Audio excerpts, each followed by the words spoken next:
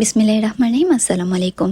আজকে দেখতেই পাচ্ছেন বান নিয়ে চলে আসছে। এই জন্য কুসুম গরম দুধ নিতে হবে, 1 টেবিল চামচ ইস্ট নিতে হবে, আর 2 টেবিল চামচ গুঁড়া দুধ। একটু নেড়ে চেড়ে হালকা একটু স্বাদ মতো লবণ দিলাম, সাথে দিলাম 2.5 চামচ চিনি, যাতে আমি একটু চিনি কম খাই এই জন্য। আর দিলাম সাথে 1 কাপ এবং 1/3 কাপ ময়দা। আর দিলাম 2-3 টেবিল চামচ অয়েল।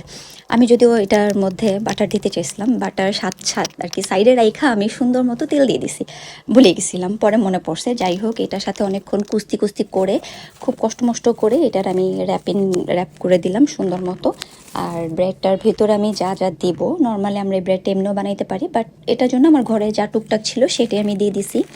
লাইক কি বলো এটারে, কিশমিশ ছিল, একটু বাদাম ছিল, সাথে ছিল খেজুর, আর চকলেট চিপস ছিল। তো এগুলো আমি সব একসাথে নিয়ে নিয়েছি। আর এর মধ্যে আমি ডিম আর একটু 1 টেবিল চামচের মতো দুধ নিয়ে একটু ফেটে নিছি এটার উপরে দেওয়ার জন্য।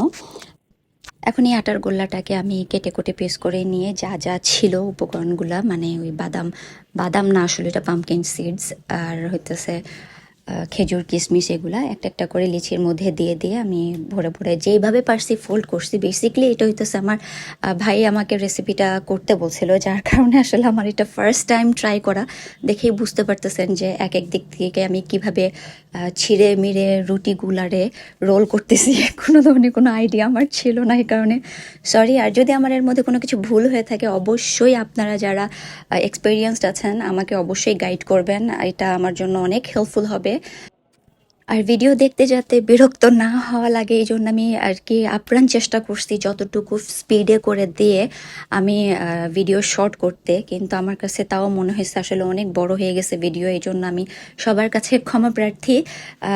আমাকে আর কি ক্ষমা সুলভ দৃষ্টিতে দেখবেন প্লিজ, কারণ আমি নতুন ইউজার, তো আমি কিছুই জানি না। সেরকম ট্রাই করছি যেন আপনাদেরকে একটা সুন্দর ব্রেড উপহার দিতে পারি। আসলে আমার নিজের সেলফকে আমি ব্রেড উপহার দিতে চাইছিলাম, যার কারণে এটা ট্রাইটা করা।